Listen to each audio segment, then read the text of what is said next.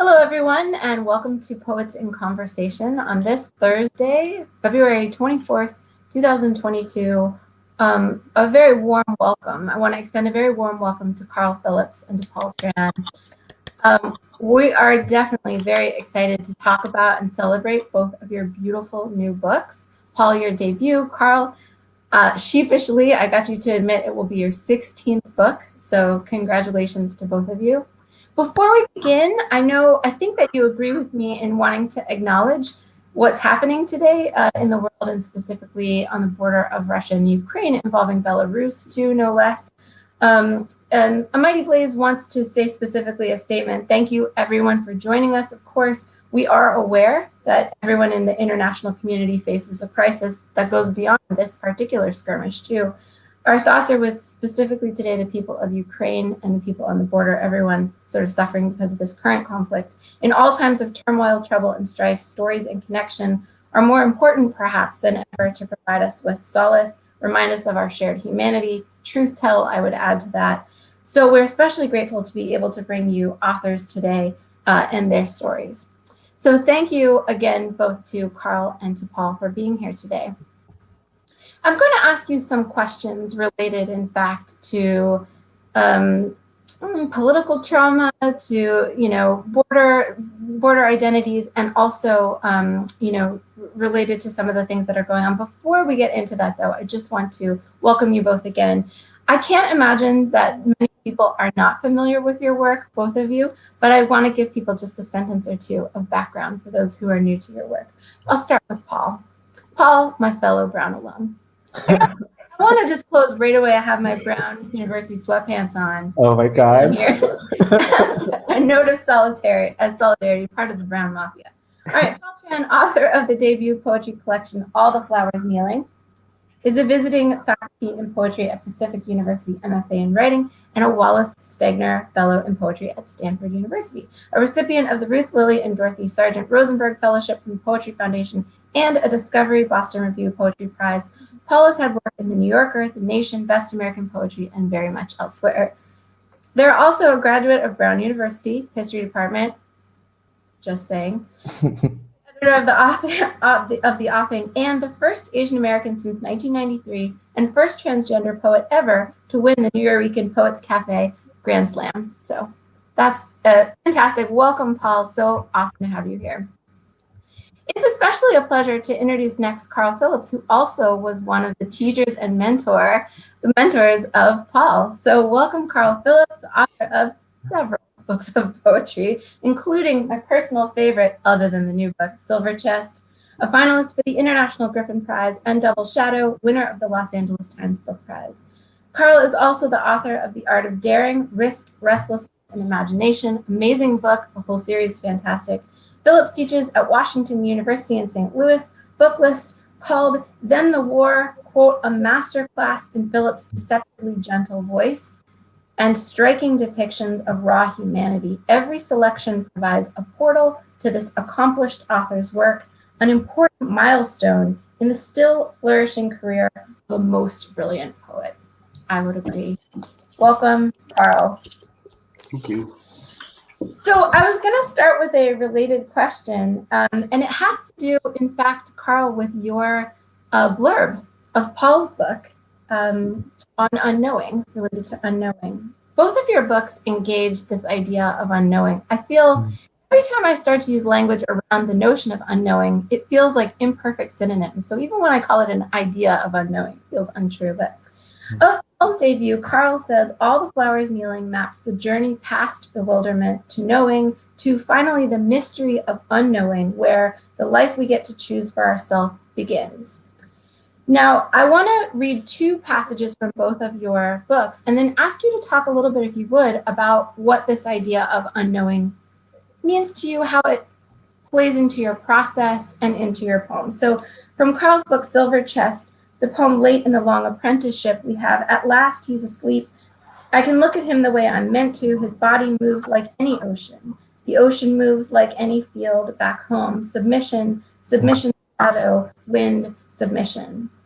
From Paul's orchard of unknowing, someone had not so much arrived at their destination, but decided, I'm paraphrasing a little bit, but decided that where they were, where the idea had taken them, where they had permitted the idea to take them, where they permitted themselves to be taken, was just as good as anywhere to be. Sometimes that's all there is, this. So I wondered specifically, how does poetry for you intersect this imperfectly phrased, I say, notion of emptying, creating as dismantling an inheritance of the past, etc., everything you would put under the category of unknowing? Carl, maybe I could begin with you if you don't mind. I don't mind. That's a big question. It's interesting. I mean, I guess I think that poetry isn't makeable except from the space of unknowing. For me, poetry it gives me the opportunity as a reader of it and a writer of it to sort of understand the world I thought I knew in a brand new way, and not always a way I am expecting or want. It's just a different way, and that's when I know I'm writing poetry, or that I have written a poem, when I'm surprised and feel as if, okay, I don't even know where this came from at first, and I think for me, I can't write a poem knowing what I'm going towards, what I'm questing for. I just have to sort of commit to being lost, because I think that's where discovery happens. And yeah, I guess that's my idea of it. What say you, Paul? Oh my gosh! I mean, yes, thank you. What about? It's I don't know. It's unbelievable to follow that response, because that's what you taught me. And I remember in one of our conversations, you pointed out that in so many of the poems I had written until that point, I relied on there being this villain, this oppositional force against which my speaker, as a vector for myself, could be victorious, could be absolved of the responsibility that the speaker, myself, needed to take in my life. And there was another conversation in which Francine J. Harris was asking me, did you grow up having to be a know-it-all, having to translate documents for your family, having to use intelligence as your shield against a world where anything can happen? And I said, yes. And she was like, it shows all over your poems. You want the control in your poems that you don't have in real life. And so from both of you, I had to learn to unlearn that. And I don't know, that the poem that has a knowing in the title, I remember our workshopping it. It used to be a 3-page poem in quatrains. And you were like, you only need this final, these final 2 couplets, where you finally reach the territory of what you don't know. And the light bulb turned on. And I think ever since, I don't know, I find more liberation and safety in moving towards uncertainty and leaving leaving the things I stubbornly hold on to behind. Yeah, which I think is hard to do, for sure. And because it's instinctive to not want to go to a space where we feel unsafe, Yes. and where we've lost control. But I think that's why I don't think everyone is supposed to be an artist, because I think that it can be terrifying and unsettling, and yeah, and yet I think what we come back with can be very helpful for other people sometimes. Yes. And it's certainly, art has rescued me in many ways, the art of other people. Yeah. So. I noticed, Carl, in the new book, more than books previously, at least in the accounting that I did, you're playing a lot with the left margin in the openings of poems. Is that something that you thought about? I mean, I'm just thinking about ways to destabilize the familiarity of the writing process. And I was wondering, in terms of this kind of like act of discovery, what, if anything, you were thinking in terms of playing with the left margins of the poems? Well, you're right. I have been thinking about that for a few years, and I think that it has to do with, I think that it's important to routinely get, I want to say, bored with one's own practices, or just maybe it's important to evolve from them. Mhm. And so, I mean, I began as a poet who wrote sort of these tight little tercets all the time.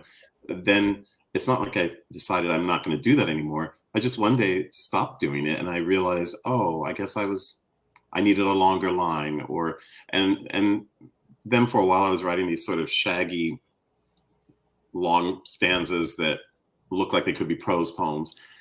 And I think in more recent poems, I've been interested in stychic poems, poems that don't have stanza breaks, but how to get the effect of a stanza break. So Mhm. sort of random indentations, but different amounts. So maybe this is indented twice and this one 4 times, but in a patterned enough way that it starts to feel like the poem is in motion, more muscular. And I would have done that in the past with a stanza break, but I think it's just something, it's a new way of creating motion and sinew. And yeah, but that too is, I think, a potential space of that's frightening if you've become really comfortable in the way a poem looks, one of your own poems, and then just to sort of say, well, I'll just one day, it's not like I say I'm not going to do this. What I had a poem that I tried to break into stanzas for a long time, and I couldn't. It was just 13 lines, and they were all kind of different lengths, and I thought it looked ugly. And then one day I thought, that's how it's supposed to look. It's not ugly, Carl. It's how it must be. And it took me weeks to realize that. So I think that we just evolve. Sorry, that was a long rambling answer. No, it was a great answer. I've heard Eduardo Corral, I think a mutual friend of a few of us, at least, like, describe this, and I think he was quoting someone else saying, pouring this into different containers. He'll take a poem and pour it into different containers, even if it ends up back. Now I'm riffing that he didn't say this part, but even if it ends up back where it originated, there's more of an idea behind it, perhaps, or not an idea, but more of a sense of its being. Well, Paul, in yours, I feel like, and by the way, I've heard Dinez Smith call this quality tab happy poems. You know, the page play of indenting and moving around. Mm. Your book, I was struck by how much play there is with sound, specific one word being revisited in a new iteration, so that asks us to re-examine the sounds. I have a million examples marked, but I feel like you know what I'm talking about. It's almost like in its quality investigation of like vowels and consonants. Could you talk a little bit about that and how it manifests in your process? Oh my gosh. When I Tell us all the secrets. Oh, LOL. When I first came to watch you, I was under the impression that telling my truth was enough, but it was quickly it was quickly revealed to me that I needed to learn how to love language more. And one of the poems that was put before me by one of our alumni, Aaron Coleman, was At Pegasus by Terrence Hayes. And for whatever reason, when I got to the moment in that poem where the speaker goes, fire and gyre, something clicked in me because I'd not used phonic echo in that way before. And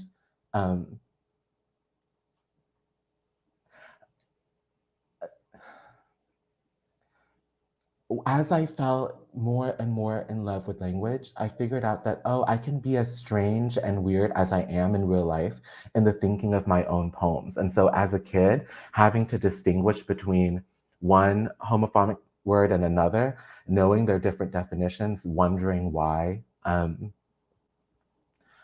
words sound the same but meant different things, was not just an experience as an English language learner, but also as a Vietnamese speaker. We have diacritical marks that makes one word pronounceable in a dozen different ways. The word mother is also the word for ghost. The word for water is also the word for nation.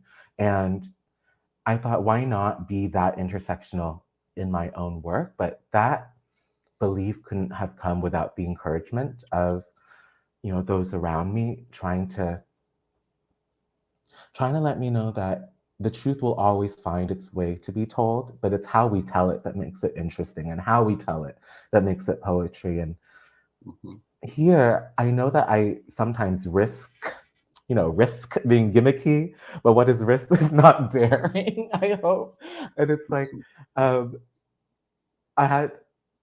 there's this moment in one of the poems where I go, something to the effect of, there's no truth, just aversion, a version, a verge, a vengeance. And I remember someone saying, do you really need all of that? But I'm like, I guess in that moment, I'm trying to show how we go from a version of the truth to the idea of that version being someone's vengeance on history, on having to tell their story at all. And in a way, it will always remain experimentation. I think for some, what I experimented in that moment will not work, and it will be decorative. But for me, it felt really exciting to just try and see if the paper mache volcano will work. There's one woman in particular in the poem, The First Law of Motion. I hope people have the book or are getting it, otherwise you'll never know all the juice of what we're talking about. But in The First Law of Motion, there's a stanza on the second page of the poem, failed to stop the pattern of recklessness, wretchedness, wreckage, regret brought on by my longing and failure. And there's all these ways in which, first of all, it's like anapaests, right? And I noticed that often is a place where it feels like you start to play with the music when the sound is playing itself, the sound is checking itself out. How about this with you, Carl? There's so much music, obviously, in your work. I'm wondering, I have some examples marked, but I'm wondering if specific lines that you played with sonically are occurring to you as we talk about them. No, because I was too enraptured by Paul's response. I wasn't thinking about my own stuff. But I care a great deal about sound, and I guess I don't know. I don't like to talk about my work in this way, but I suppose people do talk about how I do a lot of self-correction and revising of ideas within a line, and a lot of that happens at the level of sound, in a way that is like what Paul was saying, where. For me, it's not as if I don't have an idea that I want this to resonate with that. It's more that I just start riffing to myself, and the slippages seem meaningful, and I would agree with Paul for myself that sometimes I think I'm not sure if that's going to be meaningful to others, but I know it had to happen in this poem. It's a sonic gesture in a way. And to me, narrative, when I think of narrative in a poem, I think less of the actual story of what's happening than what I think of as psychological and emotional trajectory. And I feel like sometimes in the way that when you hear a piece of music, sometimes it feels as if, oh, this is a sad combination of notes. I feel sorrow when I hear it. And even though there's nothing in the song that is about that, especially if it's instrumental music. And so I like the idea of moving at the level of sound through a poem, and sort of it becomes a ripple of emotional effect, I guess. I don't know. Who knows what this stuff is called poetry? I can only make it up after the fact, right? One of your poems, I didn't write down the title, and now I wish I had. It has not an exceedingly long title, but it has a pretty pronounced title. And then the first line of the poem is maybe. You probably know which one. Maybe. There's almost a pronouncement in the. I should be able to think of it. That's what happens when you have 16 books. They're not all your babies anymore. I know. I can't remember any of my I thought that was so. It's so true to what you say, though. Do you have it? Little Shields? I think that's maybe all, and begins a sentence. But you mean like just the word maybe is sitting there by itself? Yes, there's one that has maybe period, and I thought it was such an interesting way to kind of flex on the pronouncement of the title and just begin. Did you find it? Look at that. He didn't raise hand or voice. Maybe so. Period. Maybe Oh so. yeah, That's it. yeah. And you know, and the thing is, and that's something that I feel maybe one time I did it deliberately. Now it just happens. But I'm very in the same way that I like to have very long sentences pulled short by a very small fragment right after. I also like the idea of changing up the diction, and so that title seems to me a little pompous. It's funny because that title is from somebody else's poem. It's from a poem by Pamela Alexander, and um, and which I acknowledge in the acknowledgments. And but then I just had a very terse response to it, like, okay, maybe so, but meanwhile the rest of this, but I like the idea that it kind of de-elevates in some way the original language, so that too is a sonic movement from high to low, and I don't know what the translation of it is, but it feels like something has changed. Like you've entered a different space upon entering into the poem. You've already descended into something more demotic. I don't know. We were talking before about unknowing, and so far we've been talking about exploring, but sometimes a poem has something to say. I mean, Paul, you were talking about the corrective of telling my truth is enough, but okay, the poem has to dance too, maybe. There has to be some sparkle or something, you know. Well, more. It has to become a poem. It has to become a poem. But my question is, what do you do with the necessary meandering and explorations when the poem urgently has something to say? And here I am thinking about the way poets intersect with things like the invasion of Ukraine today, when Zimborska or Miłosz or, you know, people writing all over the world, poets in Chile, everywhere, Yeah. talking about, you know, political strife, personal trauma, etc. Paul, maybe I could hear from you first. How do you manage that uncertainty, meandering, unknowing, having a poem land as it takes off, while still making sure that you get what you want to be said to be said? I hope this response answers your question, Allison. I feel like there's always the thing that we want to say, but the imperative for the reason why we say it, that remains to be explored. In my classroom, I always have students, you know, 17, 22, sometimes older. Heartbreak is one of the major undergraduate poetry workshop terrains. And of course, the immediate response is, I'm writing this poem perhaps out of an effort to console myself, to, I don't know, even witness the ways that I might have been betrayed by a beloved, sure.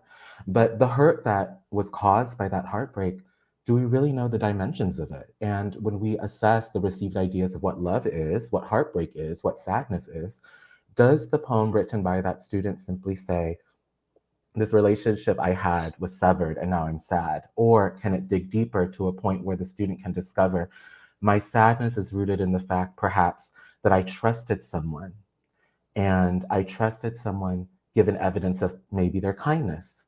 And I understood their kindness given my own experience with unkindness.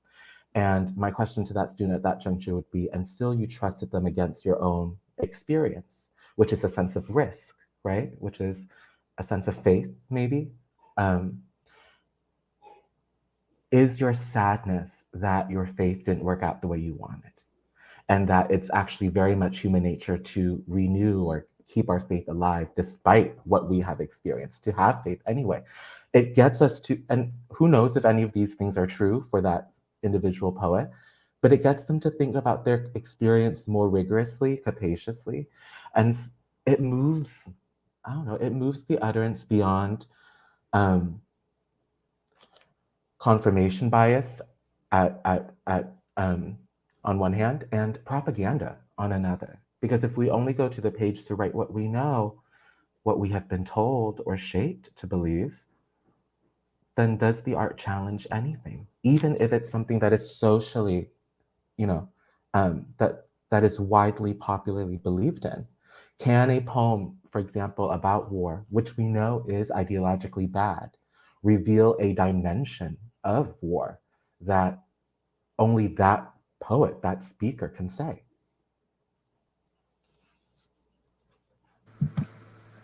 Thank you so much. I'm wondering, Carl, if you want to weigh in on this, and then I had poems in mind from both of you that relate to what I would, again, sort of reductively, efficiently say might be a tension between objective and motivation. You know, what do you think, Carl, about this idea of landing No. a commentary? Yeah.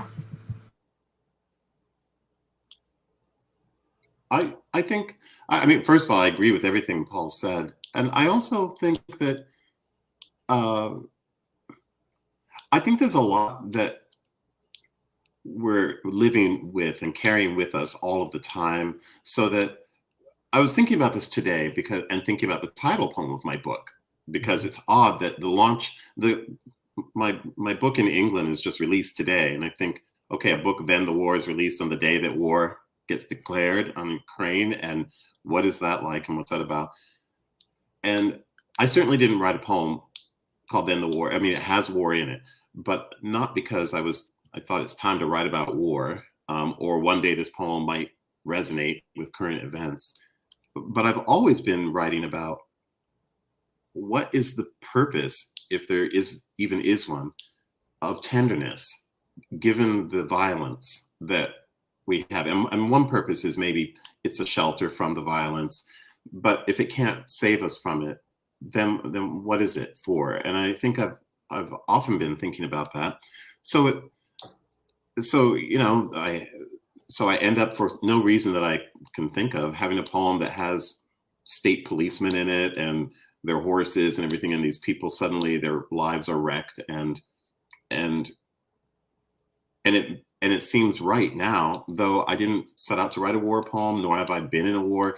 On the other hand, I've never had a war not going on in my lifetime somewhere in the world, and my father was in war himself in the 60s, and so I don't know. I mean, there are poets who I think decide, I'm going to write directly towards this event that has happened in my life or is happening in the world, and that's a certain kind of poem. But others can't. I can't do that. I can only write the poems that at the time seem very personal to me, and then if I'm lucky, they resonate in other ways. And I think that's where I agree with what Paul is saying about the student who then sees that, oh, it's not just about my fallout with somebody else in a relationship, but I'm getting at something atavistic almost about human need and trust and the animal distrust in all of us. And so it makes it a poem that can maybe last longer than, beyond the immediate experience of one person. I'm trying to sound professorial. And You are. You're succeeding, but not stuffy. I mean, I think it's one thing I think what you're saying, both of you, is a revelation, and I feel like I live in this, and it still feels fresh and new, so thank you. It's one thing for us to talk about it, it's another for us to be about it. So maybe we can actually hear some poems and the way that this functions in the poems. I'm wondering, Paul, if you might start by reading a poem. I had marked landscape with the Fall of Icarus, or The Cave, one of those, or something else, if you wouldn't mind, and we could maybe hear a little bit. Which cave, Allison? Oh, sorry, the early one. Okay. I can do 21. that. Yeah. 21, the first cave. I have a question about repetition too, that scientific method and stuff, Joshua Bennett style. Okay. The cave. Someone standing at the mouth had the idea to enter, to go farther than light or language could. As they followed the idea, light and language followed like two wolves, panting, hearing the panting, a shapeless scent in the damp air. Keep going, the idea said. Someone kept going. Deeper and deeper, they saw others had been there, others had left, objects that couldn't have found their way there alone. Ochre-stained shells, bird bones, ground hematite. On the walls, as if stepping into history, someone saw their purpose. Cows, bulls, bison, deer, horses, some pregnant, some slaughtered. The wild life seemed wild and alive, moving when someone moved, casting their shadows on the shadows, stretching in every direction. Keep going, the idea said again. Go. Someone continued. They followed the idea so far inside that outside became another idea. Yay. It's a beautiful poem. Thank you. Carl, In Carl's workshop. I was just going to say, I remember it from workshop. Do you see your fingerprints? I don't see my fingerprints. I always think the sign of a good teacher is that there aren't any visible fingerprints, although, you know, obviously people pick up things, but half the things they pick up, I picked up from somebody myself. So I guess that's what tradition is. Yeah. I want to remind everyone who's watching that we're going to move shortly into the Q&A. So I can see there are a lot of praising comments in the sort of sidebar here of people really enjoying what you're talking about. But yes, if there are questions, maybe people want to drop them in their comments. But first, perhaps you'd like to pause and listen to a poem from Carl. I don't know, Carl, if maybe reading Not Wild, Merely Free might suit you. As I mentioned, I had also marked dangerous only when disturbed, or perhaps there's something else that appeals.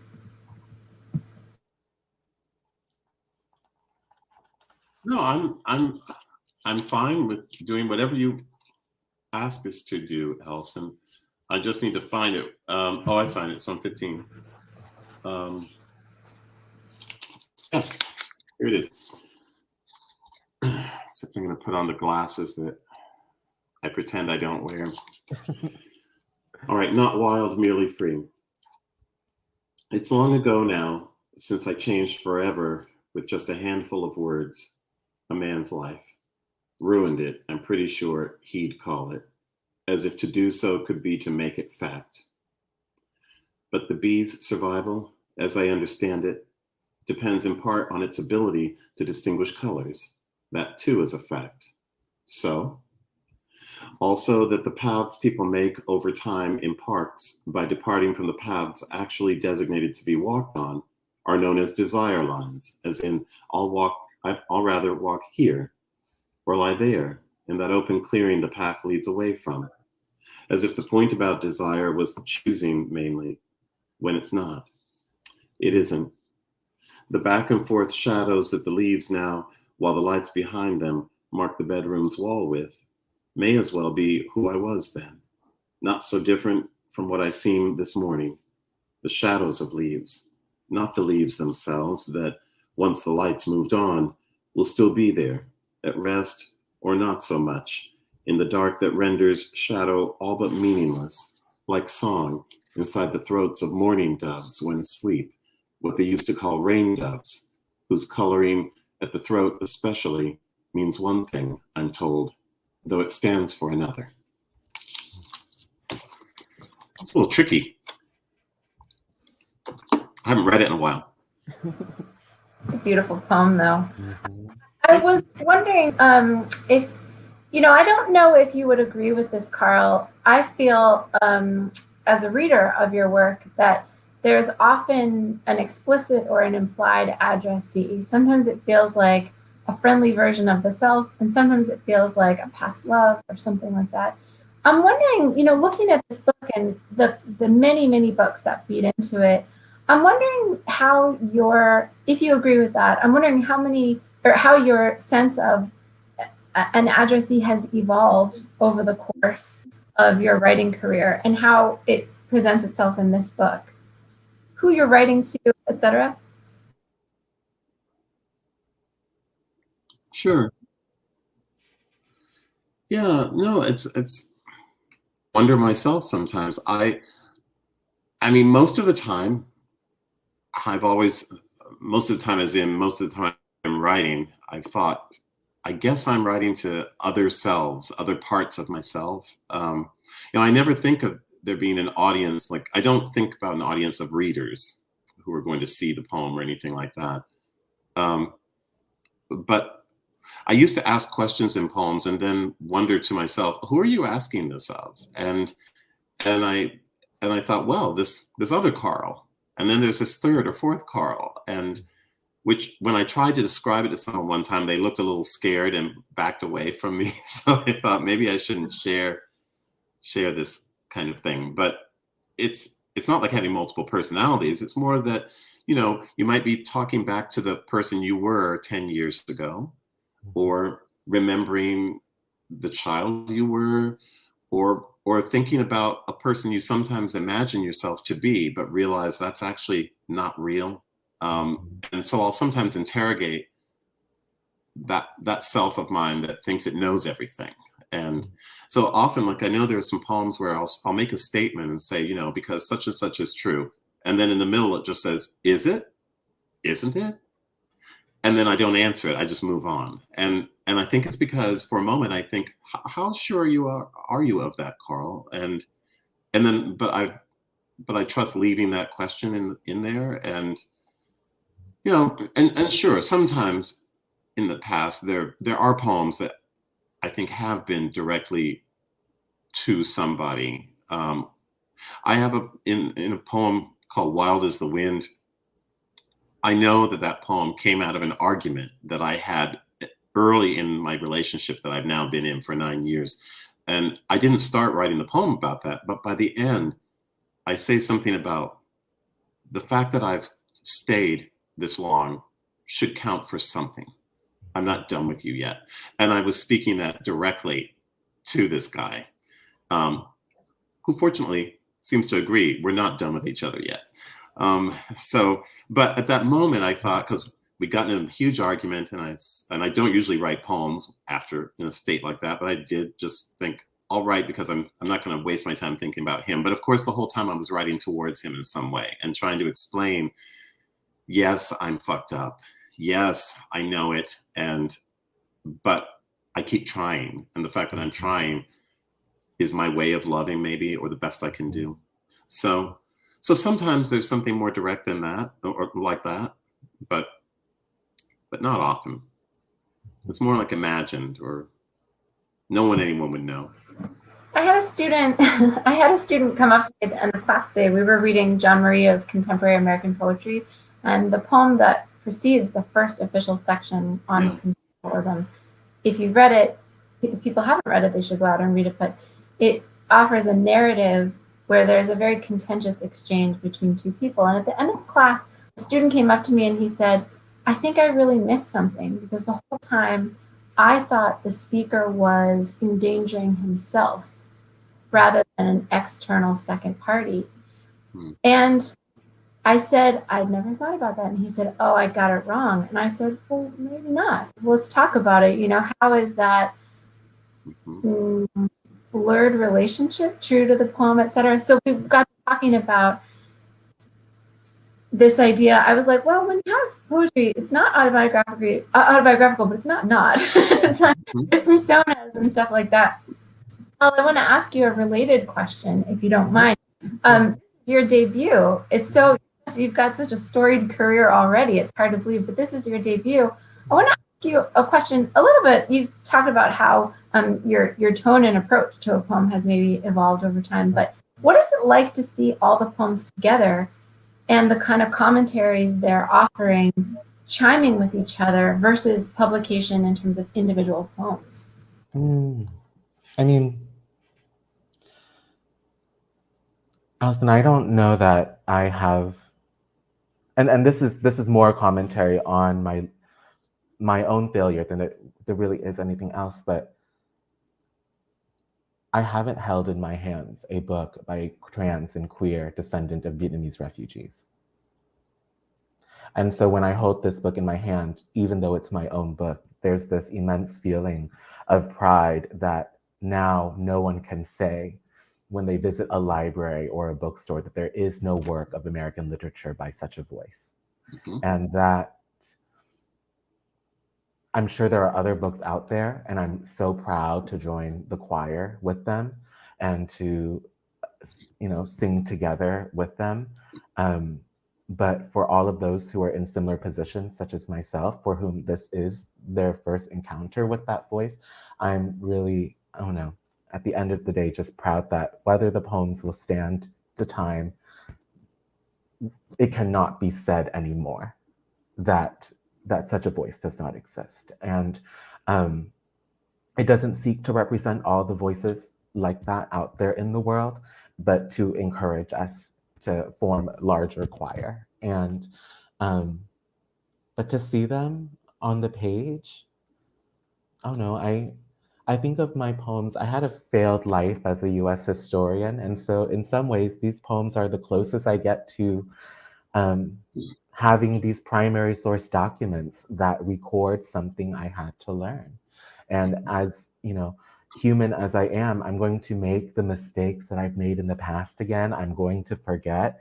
And these poems are my vehicle towards remembering. And also appreciating the bits I had to learn it. I had to go through the process of learning it. And yeah, I'll say it those two ways. We had a comment that flashed across the screen briefly, but I wanted to highlight it as a way of echoing some of what you said. Mandana Chaffa, who is a book reviewer, a writer, just an amazing intellectual and friend of the show, wrote, as a writer who speaks English as second language, Paul's term of intersectional language as a way to describe multiple meanings and mixing languages in creative work is meaningful and thrilling. Thank you. If you would be up for just reflecting on that in particular. Of course, the book does engage multiple languages, and it talks about engaging in multiple languages. Yes. I think something that I was taught at WashU by CARL and by Mary Jo Bang is that can the poem reflect the interiority of its maker? And can we use language to do that? To be our singular subjectivities, to be our idiosyncratic selves. And if I think about my upbringing and my family, how Vietnamese is this language built for wordplay, built for lyric indirection, ambiguity, how all of the, you know, the jokes that the aunties and uncles would tell the kids growing up meant decoding, and also under incredible censorship did so many Vietnamese American poets seemingly write about water as a way of writing about nationhood and the homeland. How could I not try to find a way to get that into my own work? To honor that, and the ways that it has shaped me to get that in. And it's its manifestation here, I hope, will not be the only form that the ambition always is to experiment and experiment again. It's funny you mentioned Mary Jo Bang. I was thinking about this question earlier today, and I was just going to put it vaguely, but I'll say it was Mary Jo Bang who said this to me years ago. When I was in graduate school, I was charged with driving her back and forth to the airport in Iowa, you know, and we were chatting, and I mentioned one of the poems of hers that I really loved. And she said, "Oh, that one is from such an old, but you know, like that one." She didn't. I'm paraphrasing, but she said, "Oh, that one doesn't interest me anymore. Like the new stuff I'm doing is much more interesting." Like, oh, I love that poem, you know. And I'm wondering, Carl, I have a very specific question for you guys about you know the about specific words and lines and language, etc. But I'm wondering, Carl, what it's like to look back at older poems through a new lens in the New and Selected. Yeah, no, it's, well, I mean, I guess I find it, I mean, I just, what I think about all of my poems is they were all necessary. I had to write them all, and they're representative of who I was at a certain time. So unlike Mary Jo, I don't disavow any of my poems any more than I would disavow my 5-year-old self or my 12-year-old self. I feel like, yeah, that's who I was. And I wouldn't be my 62-year-old self without that other self. So I just see it in that context. And of course, I'm always most interested in the same way in my life. I'm much more interested in what I'm doing today than reflecting on, you know, a party I went to 10 years ago. but I still went to that party. So with the selected, that part of it, to me, what's exciting is to go to an old book that I usually have not looked at in a long time, and to just sort of see, if you only get to choose 8 of these poems, which ones do you think could reflect that period accurately without the other context, and also, in a sense, stand alone? Because when I put books together, I think of them as all of a piece. So it's hard in that sense to take individual ones out. But on the other hand, if one has to, I don't know, I start to, what I'll do is I'll look at old work and realize, oh, that's when you were playing around with commas or something, and maybe you went a little too far here or there, but here are some poems where you did it the best. And so it was a matter of doing that kind of choosing, but not because the others weren't good, but they were all necessary but some do it better than others, if that makes sense. Maybe like if you got caught up in having a certain hairstyle for 3 years, and then you look back and you think, how did I think that was the cool look? But you know, if you have to choose one, you think, well, I look okay in this one with that hairstyle. Back when I had hair. It was avant-garde. Yes. What about you, Paul? Any reflections on re-meeting the books? I know I asked you before about what happens now that they're appearing in a different way, but have you re-met any of your earlier poems now that they're in the new book? Have you read the new book yourself? Gone through and sat down with it beginning to end? I mean, I was like, I read her all the time just to make sure, you know, is it okay? But I feel so similar to what Carl said. There are things in here that I know, you know, dramatic. Would we do it now? Maybe not. But I loved who I was at the time when I decided that was the risk we were going to take. And that was the way the line was going to break, you know. In the cave that I read, there's one line that, the wild hyphen, and that's it. Would I do it now? I'm not sure, but I remember the reason for doing it then. I thought it was hashtag super cool.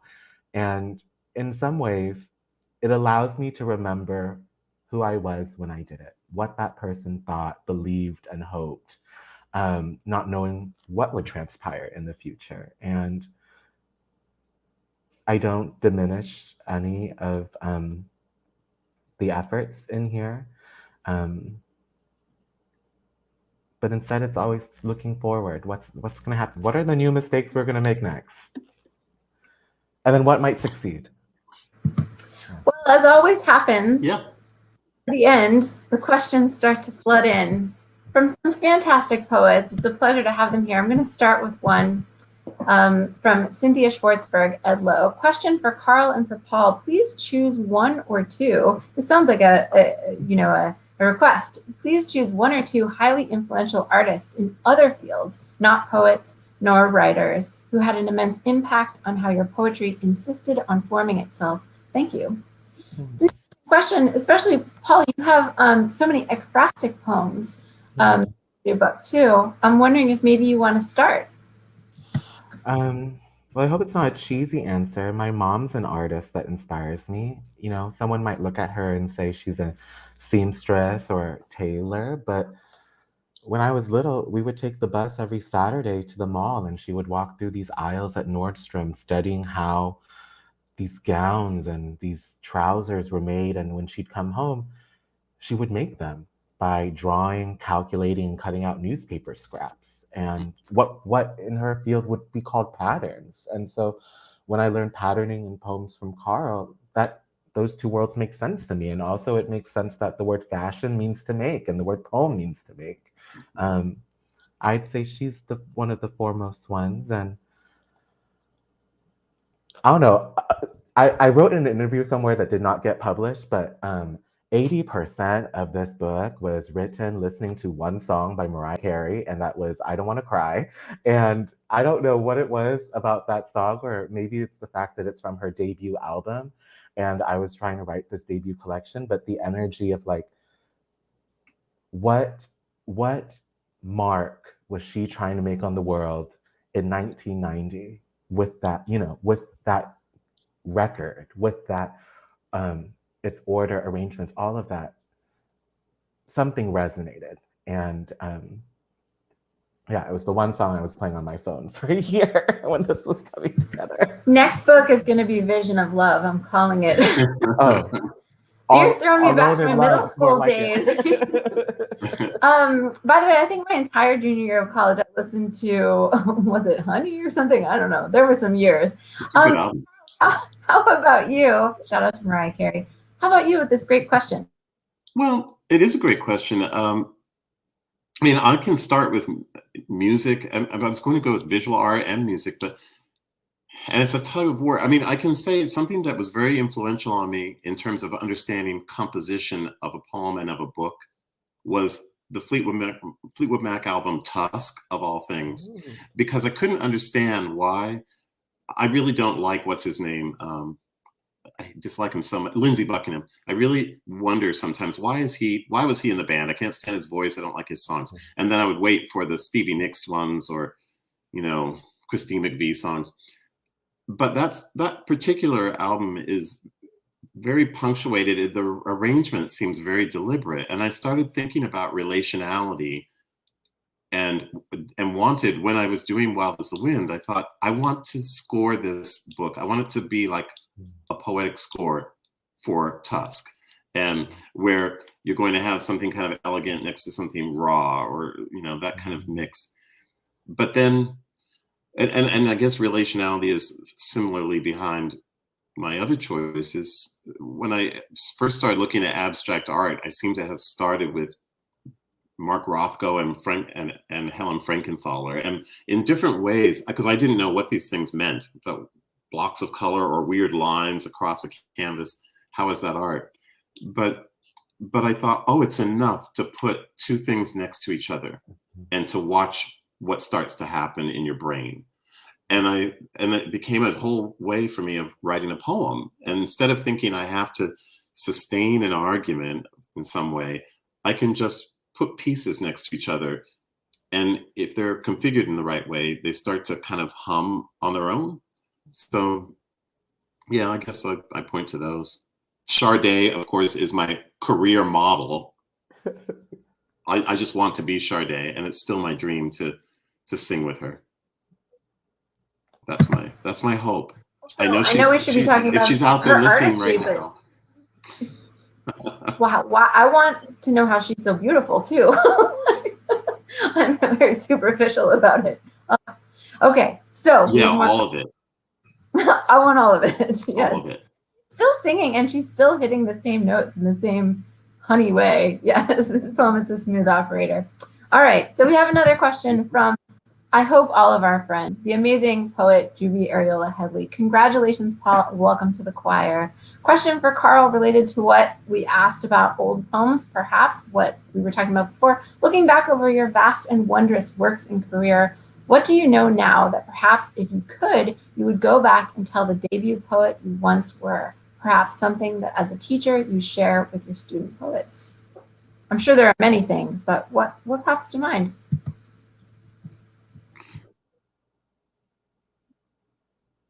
I guess, I mean, when I think about who I was back then, I guess I was very taken aback the moment I did my first reading. From my book, my first book.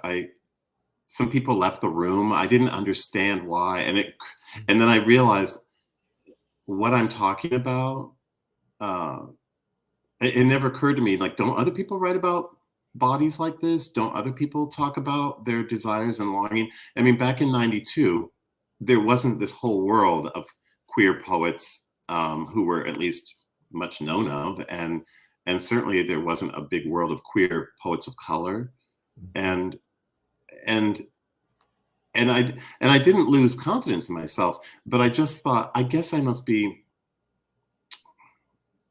just fucked up. I thought I was just sort of speaking on behalf of everyone or something, and it took me a while to realize, well, this is the only thing you can say. You can only speak from who you are, and and if people want to walk out of the room, if they're shocked, they'll have to be. And and over time, and one of the things that I'm most proud of, if I can be proud of anything in something like writing for so many years, it's that I do feel like I was just one, but one of a handful of people who who early on were doing that. And it's so exciting to see so many queer writers especially of color now writing, and to realize that it was important to have done that. And it was especially different for African American poetry, maybe. So just to be, it sounds cheesy to say, to speak your truth and just stand by it, but that does seem an important thing. And maybe it's what I was saying to Paul when you mentioned, Paul, about our conversations about interiority back here in St. Louis, and that this is who you are, and it might be who you're afraid of, but that's where you're going to actually find the poet in yourself, maybe. Yes. I don't know. Maybe. The question was directed to Maybe so. What would you like to say? Yes, maybe so, period. What would you like to say? Do you have anything you'd like to add to that? I'm so sorry. I'm having will you please repeat the question? Oh, so sorry. I said the question from Juby was directed toward Carl, but I'm just wondering if you had any reflections on this. And I think it does bring us a little bit full circle to the idea that the modesty of a kind of earnest, truthful utterance can be enough, and that claiming space for it is enough without a ton of pyrotechnics, which relates to your Mark Rothko, subtle tension thing too. I'm wondering, Paul, if you have any reflections on this idea of sort of, and I feel every time I paraphrase, it feels reductive, but kind of claiming your own voice in a way that allows you to kind of say what's on your mind. Well, I mean, I don't know. Alison, as you were describing it, what Carl presented as putting, the relationship between two things, that's not simply saying our truth. That is arrangement, ordering, that is juxtaposition.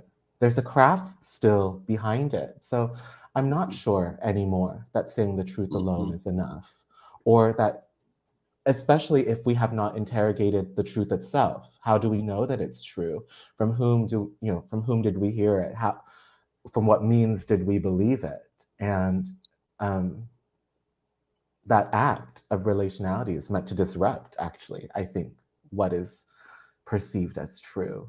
And in that way, I mean, two things that I learned from Carl. One is the idea of the lifelong poem, that we're sort of always at work on that. And so I see my debut book as part of a lifelong poem that I'm going to try to write. It comes out of the same person, and I'm merely tracking how I, hopefully I'm changing over time, but advice for the debut, I'm not sure I can answer that yet, except